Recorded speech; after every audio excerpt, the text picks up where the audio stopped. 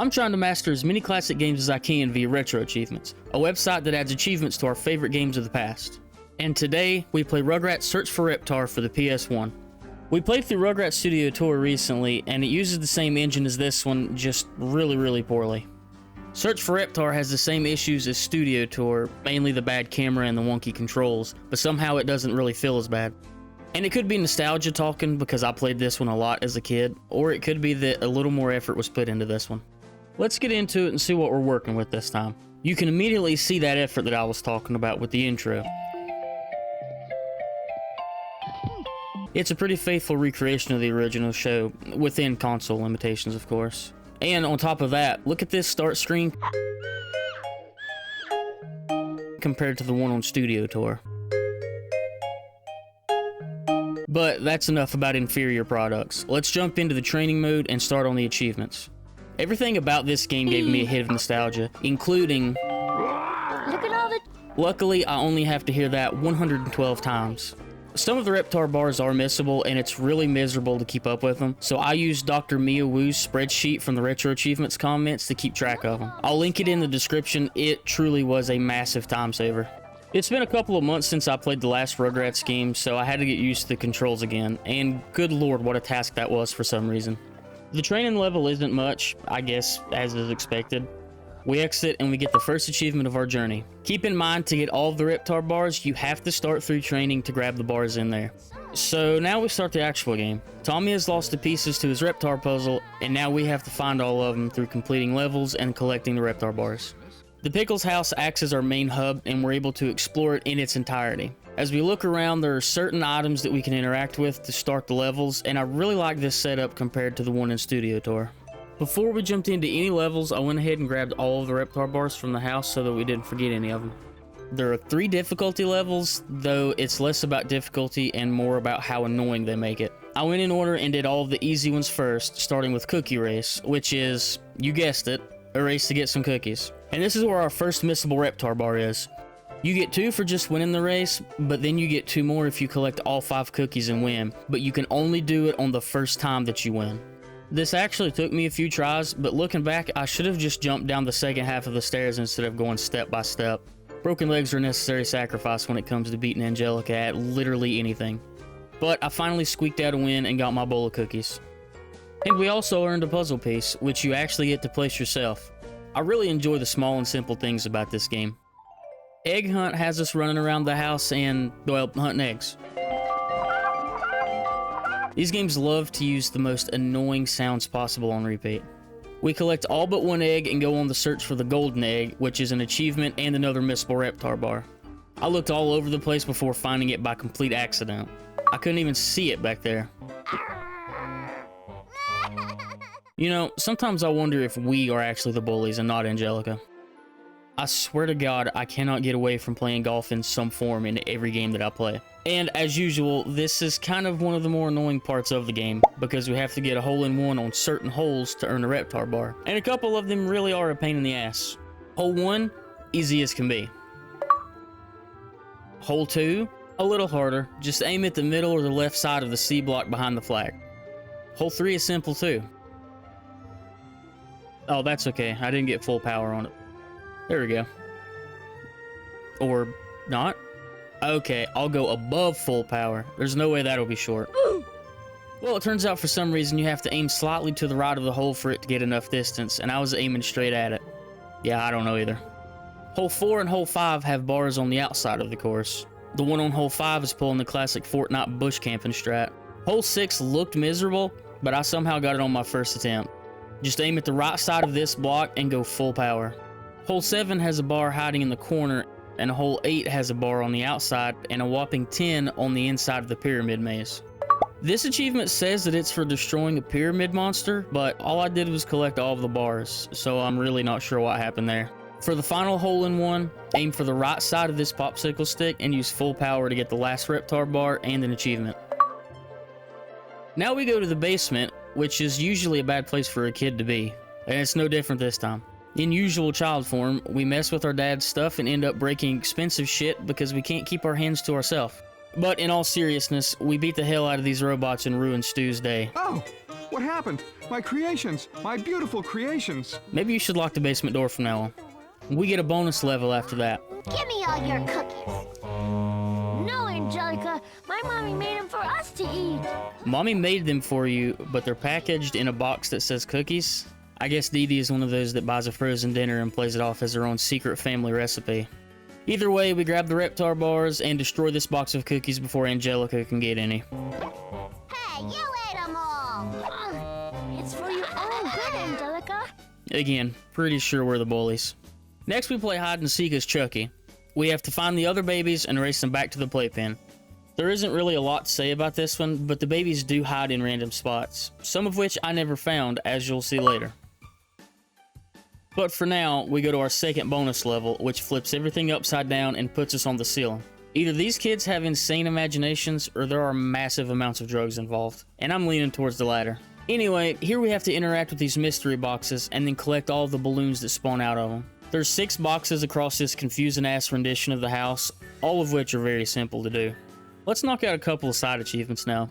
We go back to Chucky's glasses and we have to find all 3 babies within 5 minutes, which is actually a fairly generous amount of time, as long as you can find where the assholes are hiding at. I swear I looked everywhere in this house on a couple of these tries and I never found the last one. But when I was finally able to find all of them, I got it done in about 3 minutes. Then we head back down to fight these robot toy things without taking damage, which at first I thought sounded awful, but thanks to this comment on RetroAchievements, I was able to do it first try. Just stand on this little box right here and spam triangle and they cannot hit you. Grandpa's teeth is next, and this was very annoying, not because of anything about the actual level, but the fact that I spent an incredible amount of time looking for the last Reptar bar in this hedge maze filled with geese, which I'm sure has been someone's nightmare before. We get this achievement for finding Spike in under 2 minutes, and naturally Chucky somehow ends up on the goose's back in trouble. So we have to hop on Spike and chase him down. I like how the tree line on the edge of the path is just a flat image with cutouts to make it look like a forest. Also, maybe it's just a skill issue, but the jumping on this part is miserable. We finally catch him and beat the hell out of this stupid goose to get it off of Chucky's ass, and we get an achievement for not hitting Chucky with any of the pucks. Is Honk Tua better than that month of Honk Tua that we had? I also came back and got that stupid bar that I missed. We have Circus Angelicus next, which is something that I think all kids have done before. I know me and my cousins did it. But for this one, we have Spike jumping over these hurdles and collecting bones. Then Phil and Lil ride their bike up and off of a ramp to land on a trampoline. And of course, we send Chucky headfirst into a leaf pile, because why not? Touchdown Tommy is our next bonus level, and it's like the cookie level from earlier, except now we're keeping chocolate milk away from Angelica. Why is Grandpa giving chocolate milk to one kid when there's 5 of them in the house? I swear to God, the adults like to bully Angelica as much as the kids do. Visitors from Outer Space is a weird Tommy fever dream thanks to Grandpa. And it's always Grandpa. It's an alternate universe where the Pickles family are aliens, and Angelica is roaming around trying to... Well, I'm not exactly sure. I just ran around and zapped robots with this remote control. Until I found a Reptar bar and got my last puzzle piece, and immediately get pulled out of this level and thrown into Reptar 2010. Which, by the way, at this game's release was 12 years into the future, and now is 16 years in the past. And that almost makes me want to throw up. Anyway, we play as Reptar and destroy the city on our way to Town Hall so that we can do a dance number. Yeah, I'm not sure either. With that technically being the end of the game, once we load back into the house, we go to save our game and see that we've been reset to 0 Reptar bars. And it was at this point that I almost threw my setup out into the yard. But through the miserable experience of having to replay sections of many games before, I already had 6 separate save files. So, right back into the alien dream.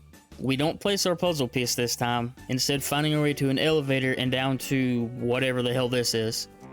Over here, Earthling. What's your name, kid? I really have no idea what's going on anymore, to be honest.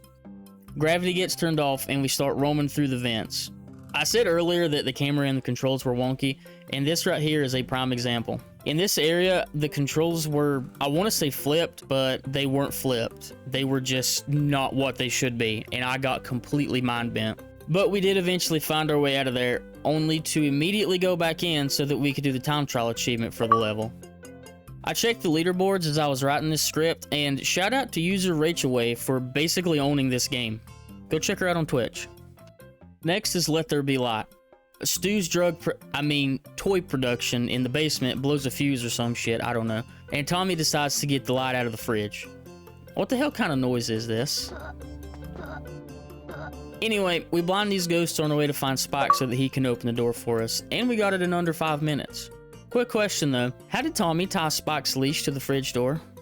Plot holes, man. That was our last medium difficulty level, and this is our last bonus level. Back at the park, but no shitty geese this time. We just have to collect coins, including this gold one that gives us an achievement. Incident on aisle 7 has us grocery shopping with Grandpa, and as usual, the adults in this series are absolutely brain dead, and we get left alone staring at a poster for Reptar cereal. Which leads us to going all over the supermarket trying to find a box. Hopping across some fresh produce, giving a couple of employees some cream pies, and trying to avoid this laundry detergent that is apparently made with molasses and Elmer's glue. All of this is leading up to a showdown with a boss lobster. This game just keeps getting stranger. We smack him with a soda can and climb up this stack of boxes to turn on the conveyor belt and send the big blue lobster out of the way and get to the cereal. After we beat it, we load back in and go to these balloons, skipping some of the level and getting an achievement. Then we take a few minutes to knock out a couple of side achievements, playing fetch with Spike, and getting the time trial for Mirrorland. And right about here is where my enjoyment of this game came to a screeching halt. I hated this level as a kid, and it's even worse now. We have a sewer maze with Spike, which shouldn't be bad, right? Wrong. And it's not the fact that it's a maze, it's not the shit water that we ended up wading through, and it's not even the ending maze thing with nuclear waste. It was the fact that I spent over half an hour looking for one single Reptar bar. I don't know if I was just overlooking it because I was getting frustrated or if it really was that hard to find, but I was about to lose my damn mind. Now we are on to the final level, Toy Palace. Can you believe it? More shitty parenting. As Chucky, we have to explore the toy store and find Tommy. I really didn't find much interest in this level. I thought it was pretty annoying. We climb up onto these mystery boxes and eventually find the Reptar bar. We find Tommy and this big ass gorilla.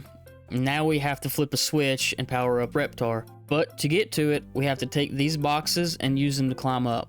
This is the annoying part. Having to run out, find a box, bring it back, put it down, go do it again. I mean, I guess it's really not that bad. I just didn't enjoy it.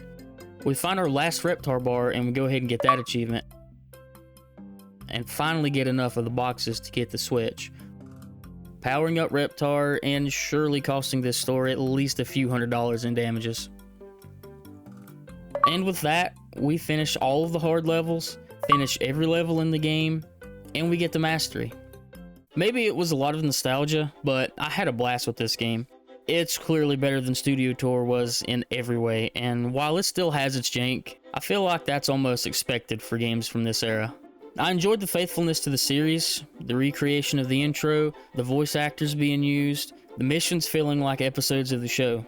And the set was fun too. Nothing difficult, but I mean pretty much everything that could have been done with the source material. With all that said, Rugrats Search for Reptar for the PS1 gets the very first gold medal on this channel. I know I'm as surprised as you are, trust me. If you enjoyed this game as much as I did, you know what buttons to click. And if there's a game that you think I should play, let me know and I'll add it to my to-do list. Bye!